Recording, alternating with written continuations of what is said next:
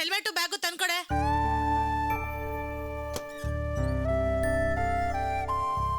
ಅಣ್ಣ ಸ್ವಲ್ಪ ಬನ್ನಿ. ಬಂದೆ.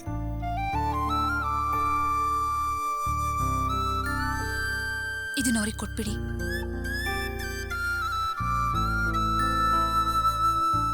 ಸರಿ ಅಮ್ಮ.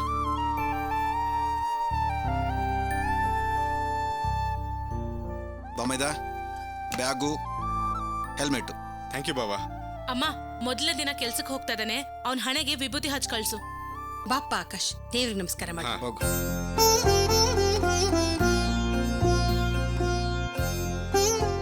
ಬಾ ಆಕಾಶ್.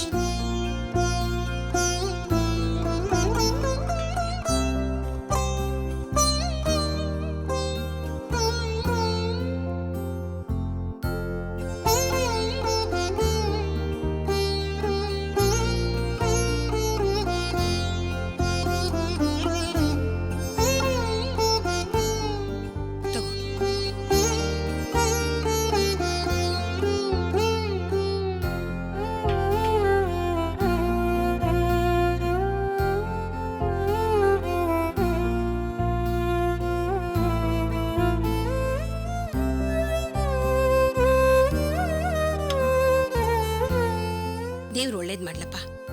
ನೀನ್ ಕೆಲ್ಸಕ್ ಸೇರಿ ಬೆಳೆದು ಒಳ್ಳೆ ಪೊಸಿಷನ್ ಬಾ, ಅದೇ ನನ್ನ ಆಸೆ. ಆಯ್ತಮ್ಮ. ನಡಿ.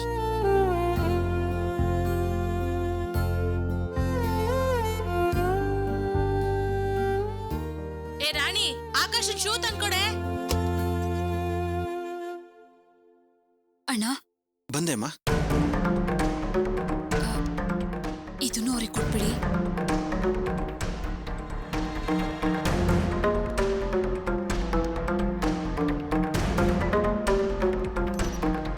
ಬಾಮೈದ ಶೂಸ್. ಯೋ, ನೀನಾಕೆ ಶೂ ಎತ್ಕೊಂಬಂದೆ? ಏನಾಯ್ತು ಚೇತನ? ನಾನು ಶೂಸ್ ತಂದು ಕೊಡ್ಬಾರ್ದಾ? ಬಿಸಾಕಯ್ಯ ಕೆಳಗೆ. ನಾನು ಆಗ್ಲಿಂದ ನೋಡ್ತಾ ಇದ್ದೀನಿ. ನಾನು ಅವಳಿಗೆ ಹೇಳಿದ ಕೆಲ್ಸನಲ್ಲ ನಿನಗೆ ಹೇಳ್ತಾ ಇದ್ದಾಳೆ. ಈ ಮನೆ ಅಳಿಯ ಅಂತರೂ ನೋಡ್ದೆ ನಿನ್ ಕೈ ಶೂ ಕೊಟ್ಟು ಕಳ್ಸಿದಾಳಲ್ಲ. ಏನಾಯ್ತು ಚೇತನ?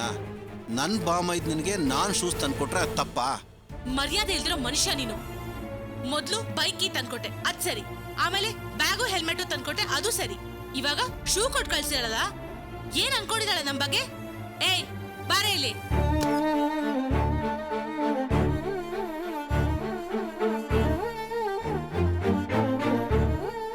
ಏನ್ ಅನ್ಕೊಂಡಿದ್ದಾಳ ಅವಳು? ಕೆಲ್ಸಕ್ ಹೋಗ್ತಿರೋ ಗಂಡನ್ನ ಬಾಗ್ಲಲ್ಲಿ ನಿಂತು ನಗ್ನಗ್ತಾ ಕಳ್ಸ್ಕೊಡೋದ್ ಬಿಟ್ಟು ಶೂನ ನಿಮ್ ಭಾವನ್ ಕೇಳಿ ಕೊಟ್ಟು ಕಳ್ಸಿದಾಳೆ. ಏಯ್ ಬಾರೆ ಇಲ್ಲಿ.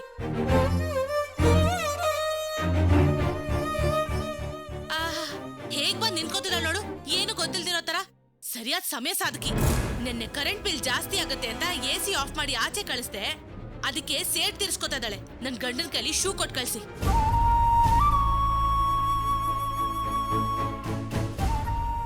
ರಾಣಿ, ಈ ಮನೇಲಿ ಎಲ್ಲಾರು ನಿನ್ ಮೇಲೆ ಏನಾದ್ರೂ ಒಂದು ಆರೋಪ ಮಾಡ್ತಾನೆ ಇರ್ತಾರೆ.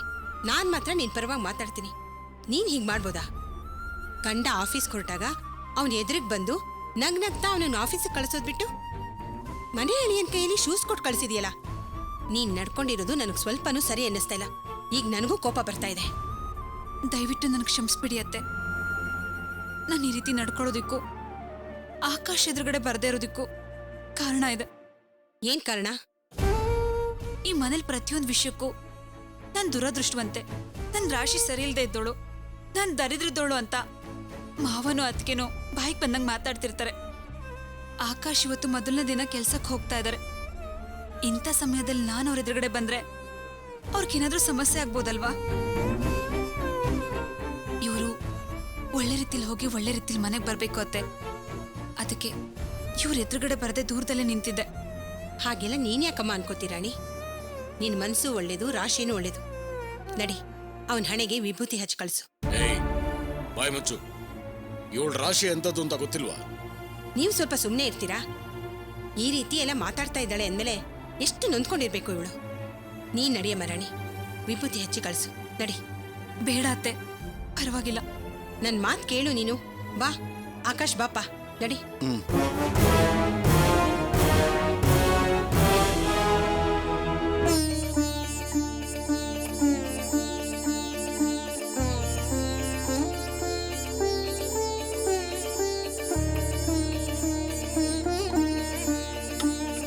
ನಾನು ಹೋಗಿ ಬರ್ತೀನಮ್ಮ.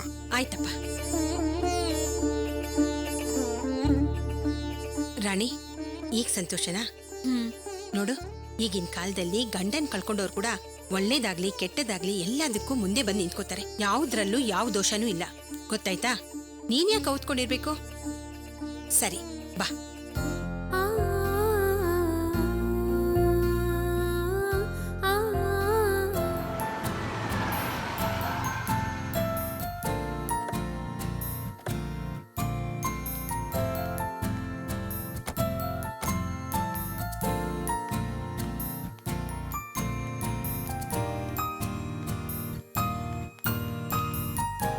ಅರ್ಚನಾ, ನೀನ್ ಬಂದು ತುಂಬಾ ಹೊತ್ತಾಯ್ತಾ? ಇಲ್ಲ, ಈಗ ತಾನೇ ಮನೆಯಿಂದ ಊಟ ತಗೊಂಡ್ ಬಂದೆ.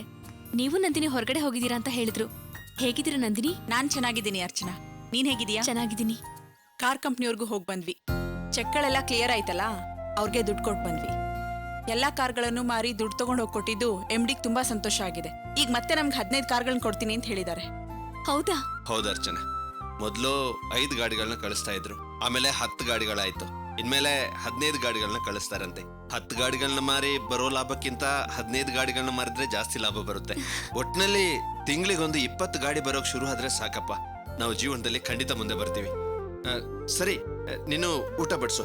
ಬಾ ನಂದಿನಿ, ಊಟ ಮಾಡೋಣ. ಇಲ್ಲ ರಮೇಶ, ನಾನ್ ಮನೆಯಿಂದ ಊಟ ತಂದಿದ್ದೀನಿ. ಅಯ್ಯೋ, ಅದು ಹಾಗೆ ಇರ್ಲಿ. ಇವತ್ತೊಂದಿನ ಅರ್ಚನಾ ಕೈ ಅಡಿಗೆ ರುಚಿ ನೋಡು, ಆಮೇಲೆ ನಿನ್ನ ಮನೆಯಿಂದ ಊಟ ತರೋದೇ ಬಿಟ್ಬಿಡ್ತೀಯ. ದಿನ ಅರ್ಚನಾ ಕೈ ಅಡಿಗೆನೆ ಊಟ ಮಾಡ್ತೀನಿ ಅಂತೀಯ. ಬಾಬಾ. ಸಾಕು. ನನಗಿದು ಹೊಸ ಎಕ್ಸ್ಪೀರಿಯನ್ಸ್.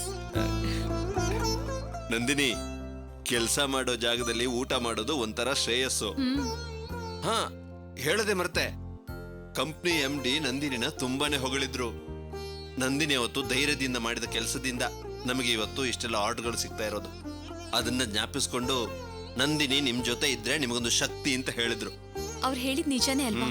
ನಂದಿನಿ ಇದೆ ತಾನೆ ನಮ್ಗಿಷ್ಟೆಲ್ಲ ಆರ್ಡರ್ಗಳು ಸಿಕ್ಕಿದ್ದು. ಇವ್ರ ಮುಖಾಂತರ ನಾವು ಖಂಡಿತ ಮುಂದೆ ಬರ್ತೀವಿ. ಸಾಕು. ಗಂಡ ಹೆಂಡತಿ ಇಬ್ರು ನಾನ್ ನಾಚಿಕೆ ಪಟ್ಕೊಳ್ಳೋಷ್ಟು ನನ್ನ ಹೊಗಳ್ತಿದ್ದೀರಾ. ನಾನು ಊಟ ಮಾಡಲ್ಲ, ಎದ್ದೋಗ್ಬಿಡ್ತೀನಿ. ಅಯ್ಯೋ. ಅಯ್ಯೋ, ಇನ್ನೊಂದ್ ಸ್ವಲ್ಪ ಸಾಕು ಅರ್ಚನಾ, ಸಾಕು.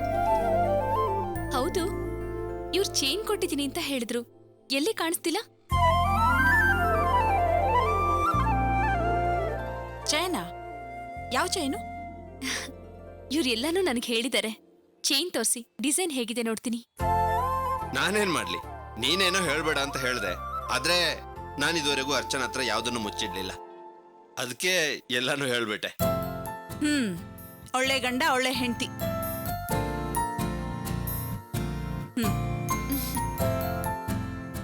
ತುಂಬಾ ಚೆನ್ನಾಗಿದೆ. ಅರ್ಚನಾ, ನಿನ್ ಹತ್ರ ಏನಾದ್ರೂ ಒಂದ್ ಗುಟ್ಟು ಹೇಳಿ ಅದನ್ನ ನಿನ್ ಗಂಡನ ಹತ್ರ ಹೇಳ್ಬೇಡ ಅಂದ್ರೆ ಆ ಕ್ಷಣದಲ್ಲೇ ಹೇಳ್ಬಿಡ್ತೀಯ. ನೀನು ಅಷ್ಟೇ, ನಿನ್ ಹತ್ರ ಏನಾದ್ರೂ ಹೇಳ್ಬಿಟ್ಟು ಹೆಂಡತಿಗೆ ಹೇಳ್ಬೇಡ ಅಂದ್ರೆ ನೀನು ಹೇಳ್ಬಿಡ್ತೀಯ. ನಿಮ್ಮಿಬ್ಬರ ಅನ್ಯೋನ್ಯತೆ ನೋಡ್ತಾ ಇದ್ರೆ ನನಗೆ ತುಂಬಾ ಸಂತೋಷ ಆಗ್ತಿದೆ. ಇನ್ಫ್ಯಾಕ್ಟ್ ಅಸೂಯೆ ಕೂಡ ಆಗ್ತಿದೆ. ನಾನು ಒಬ್ಬರ ಜೊತೆ ಬಾಳಿದ್ದೀನಿ. ಇಂಥ ಅನ್ಯೋನ್ಯತೆ ನಮ್ಮಿಬ್ಬರಲ್ಲೂ ಇದ್ದಿದ್ರೆ ನಾವಿವತ್ತು ಬೇರೆ ಬೇರೆ ಆಗೋ ಸ್ಥಿತಿ ಬರ್ತಾ ಇರಲಿಲ್ಲ.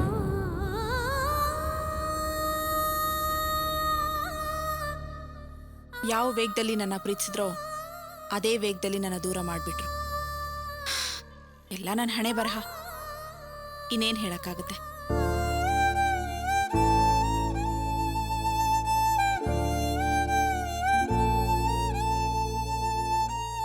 ಅಯ್ಯೋ ಸಾರಿ, ನನ್ನ ನೋವನ್ನ ಹೇಳಿ ನಿಮಗೆಲ್ಲ ನೋವು ಕೊಟ್ಬಿಟ್ಟೆ. ಊಟ ಮಾಡು ರಮೇಶ.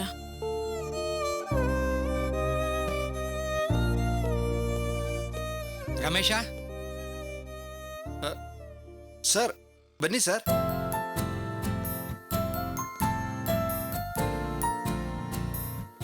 ಓ ಊಟ ಮಾಡ್ತಾ ಇದ್ದೀರಾ?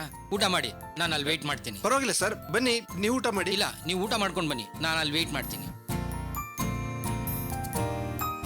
ಒಂದ್ ನಿಮಿಷ ಏನು ಅಂತ ಕೇಳ್ಕೊಂಡ್ ಬರ್ತೀನಿ.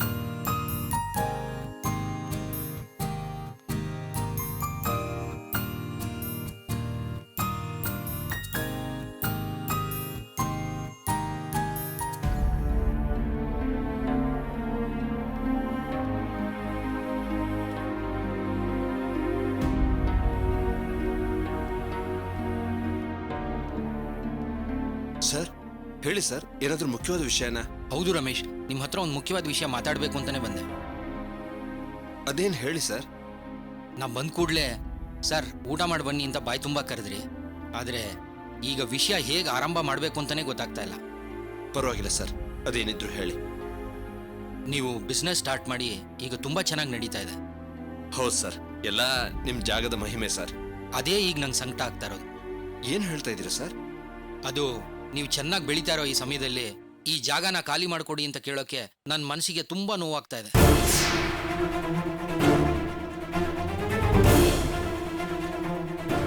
ಸರ್, ಏನ್ ಸರ್ ಹೇಳ್ತಾ ಇದ್ದೀರಾ ನೀವು? ನಾನು ಈ ಜಾಗನ ಬಿಡ್ಬೇಕಾ? ಹೌದು ರಮೇಶ್, ನಂಗೆ ಏನು ಮಾಡಬೇಕು ಅಂತಲೇ ಗೊತ್ತಾಗ್ತಾ ಇಲ್ಲ. ನನಗೂ ತುಂಬ ಏನು ಆಸ್ತಿ ಏನಿಲ್ಲ. ನಾನು ನಿಮ್ಮ ಹಾಗೆ ಮಿಡಲ್ ಕ್ಲಾಸ್ ಫ್ಯಾಮಿಲಿಯವನೇ. ನನ್ನ ಮಗಳು ಮದುವೆ ಮಾಡಬೇಕು ಅಂದರೆ ನಾನು ಈ ಜಾಗನ ಮಾರಲೇಬೇಕು. ಸರ್, ನಾನು ಹೀಗೆ ಕೇಳ್ತೀನಿ ಅಂತ ತಪ್ಪು ತಿಳ್ಕೊಬೇಡಿ ಸರ್. ಈ ಜಾಗನ ನನಗೆ ಬಾಡಿಗೆ ಕೊಡುವಾಗ ಇನ್ನು 3 ವರ್ಷ ಇದನ್ನ ಬಿಡೋಕ್ ಹೇಳೋದಿಲ್ಲ ಅಂತ ಹೇಳಿದ್ರಿ. ಈಗ ನೋಡಿದ್ರೆ ಈ ಜಾಗನ ಖಾಲಿ ಮಾಡು ಅಂತ ಹೇಳ್ತಾ ಇದ್ರಲ್ಲ ಸರ್. ಹೌದು ರಮೇಶ್, ನೀವು ಹೇಳ್ತಾ ಇರೋದೇನೋ ಸರಿನೇ. ಆದರೆ ನನ್ನ ಮಗಳಿಗೆ ದೋಷ ಇತ್ತು, ಯಾವ ವರನೂ ಸಿಗ್ತಾ ಇರಲಿಲ್ಲ. ಅದಕ್ಕೆ ಹಾಗೆ ಹೇಳಿದ್ದೆ. ಈಗ ದಿಢೀರಂತ ಒಂದು ವರ ಸಿಕ್ಕಿದ್ದಾನೆ. ಜ್ಯೋತಿಷಿಗಳನ್ನ ಕೇಳಿದೆ. ಅದಕ್ಕೆ ಅವರು 45 ದಿನದೊಳಗಡೆ ಮದುವೆ ಮಾಡಬೇಕು ಅಂತ ಹೇಳಿದ್ರು. ಮದುವೆ ಮಾಡಬೇಕು ಅಂದರೆ ದುಡ್ಡು ಬೇಕು. ದುಡ್ಡು ಬೇಕು ಅಂದರೆ ಈ ಜಾಗನ ಮಾರಲೇಬೇಕು. ನನಗೆ ಬೇರೆ ದಾರಿನೇ ಇಲ್ಲ. ನನ್ನ ಮಗಳ ಮದುವೆನ ಮುಂದಕ್ಕೆ ಹಾಕೋಕ್ಕಾಗೋದೇ ಇಲ್ಲ. ಸರ್, ಈ ಅಡ್ರೆಸ್ಗೆ ನಾನು ಅಗ್ರಿಮೆಂಟ್ ಮಾಡಿಸ್ಕೊಂಡಿರೋದು, ಈ ಅಡ್ರೆಸ್ಗೆ ವಿಸಿಟಿಂಗ್ ಕಾರ್ಡ್ ಮಾಡಿಸ್ಕೊಂಡಿರೋದು. ಈಗ ತಾನೇ ನನ್ನ ಬಿಸ್ನೆಸ್ ಶುರು ಆಗಿದೆ. ಆಗ್ಲೇ ಈ ಜಾಗನ ಬಿಟ್ಕೊಡು ಅಂದ್ರೆ ನಾನು ಎಲ್ಲಿಗೆ ಸರ್ ಹೋಗ್ಲಿ? ನಿಮ್ಮ ಪರಿಸ್ಥಿತಿ ನನಗೆ ಚೆನ್ನಾಗಿ ಅರ್ಥ ಆಗ್ತಾ ಇದೆ ರಮೇಶ್. ಆದರೆ ನನಗೆ ಬೇರೆ ದಾರಿನೇ ಇಲ್ಲ. ನಿಮ್ಮ ಬಿಸ್ನೆಸ್ಸು ಈಗ ಶುರುವಾಗಿದೆ. ನೀವು ಈ ಜಾಗ ಬಿಟ್ಟು ಬೇರೆ ಎಲ್ಲೇ ಬಿಸ್ನೆಸ್ ಮಾಡಿದ್ರೂ ಖಂಡಿತ ಬೆಳಿತೀರಾ. ಆದರೆ ನನ್ನ ಮಗಳ ಮದುವೆನ ಮಾಡಲೇಬೇಕು. ಅದಕ್ಕೆ ಈ ಜಾಗನ ಮಾರಲೇಬೇಕು. ಒಟ್ಟು ಮಾತನ್ನ ಮೀರೋದು ನ್ಯಾಯ ಅಲ್ಲ. ಆದರೆ ನಂಗೆ ಬೇರೆ ದಾರಿನೇ ಇಲ್ಲ. ಏನು ಮಾಡೋದು? ನನಗೆ ಸಹಾಯ ಮಾಡ್ತಾ ಇದ್ದೀರಾ ಅಂತ ತಿಳ್ಕೊಂಡು ಇನ್ನೊಂದು ವಾರ ಅಥವಾ 10 ದಿನದೊಳಗಡೆ ಈ ಜಾಗನ ಖಾಲಿ ಮಾಡಿಕೊಡಿ. ಆಗಲೇ ನನ್ನ ಮಗಳ ಮದುವೆನ ಮಾಡೋಕ್ಕೆ ಸಾಧ್ಯ ಆಗೋದು. ನಾನಿನ್ನು ಬರ್ತೀನಿ.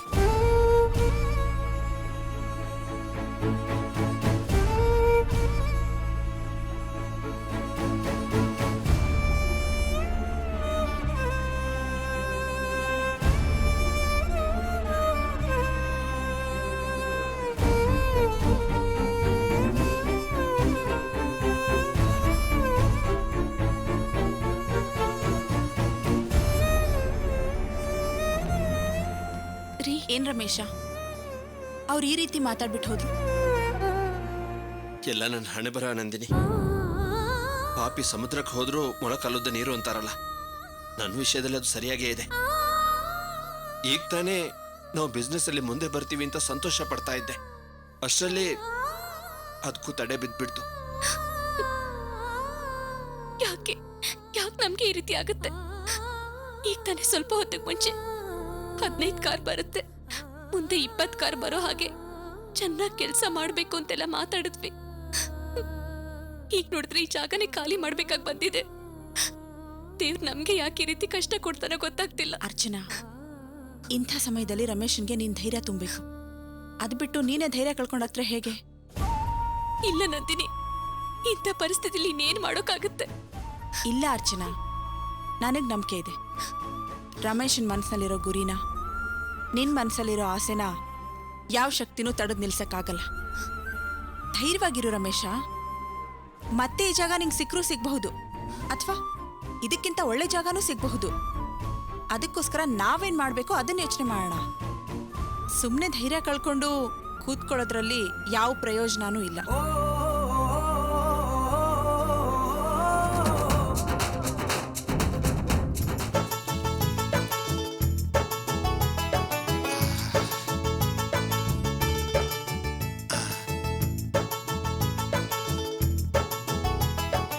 ಯಾರೇ ಸಾಂಬಾರು ಮಾಡಿದ್ದು? ನಾನೇ ಯಜಮಾನ್ರೆ. ಸಾಂಬಾರು ಸೂಪರ್ ಆಗಿತ್ತು ಕಣಯ್ಯ. ಅದಕ್ಕೆ ನಾನು 4 ಇಡ್ಲಿ ಎಕ್ಸ್ಟ್ರಾ ತಿಂದ್ಬಿಟ್ಟೆ. ಅದಕ್ಕೆ ಪ್ಯಾಂಟು ಲೈಟಾಗಿ ಟೈಟ್ ಆಗಿದೆ, ಲೂಸ್ ಮಾಡ್ಕೊಂಡೆ. ಎಲ್ಲಿ ನಿನ್ನ ಕೈ ತೋರಿಸು. ನಿನ್ನ ಕೈಗೆ ಚಿನ್ನದ ಕಡ್ಗ ಮಾಡ್ಸಾಕ್ಬೇಕು ಕಣಯ್ಯ.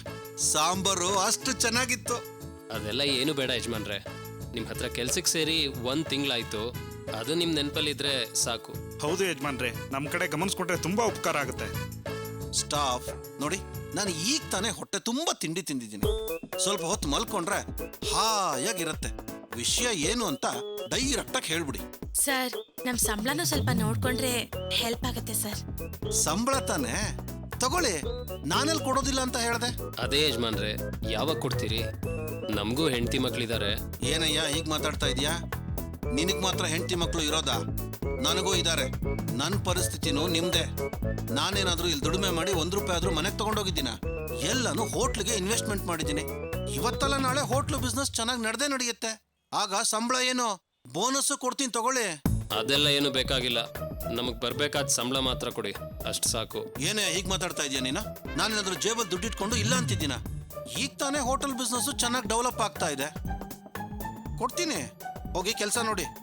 ಇನ್ ಮುಂದೆ ಎಲ್ಲ ಚೆನ್ನಾಗೇ ನಡೆಯುತ್ತೆ.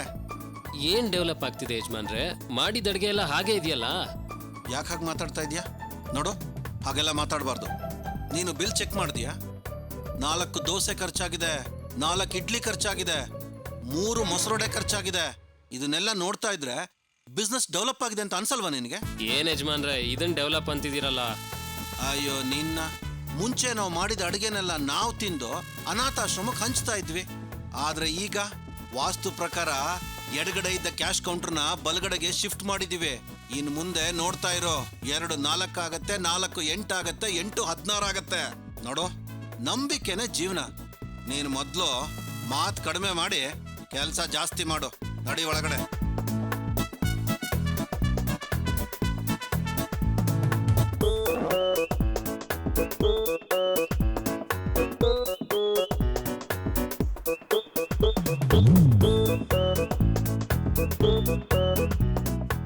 ಜನಗಳೇ ಇಲ್ದಿರೋ ಹೋಟ್ಲಲ್ಲಿ ಏನ್ ಕೆಲಸ ಮಾಡೋದೋ ಏನೋ.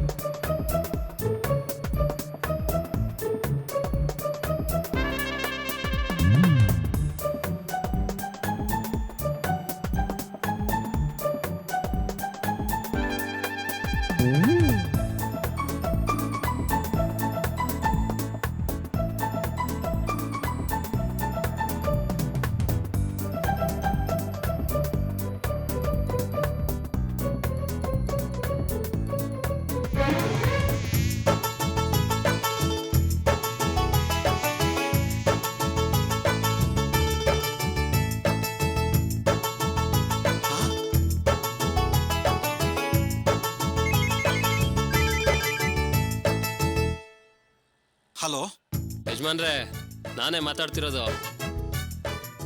ಹೋಟ್ಲಲ್ಲಿದ್ದ ಐಟಮ್ಸ್ನೆಲ್ಲ ಮಾರಿ ನೀವು ನಮಗೆ ಕೊಡ್ಬೇಕಾಗಿದ್ದ ಸಂಬಳನ ನಾವೇ ತಗೊಂಡ್ವಿ. ತುಂಬಾ ಥ್ಯಾಂಕ್ಸ್.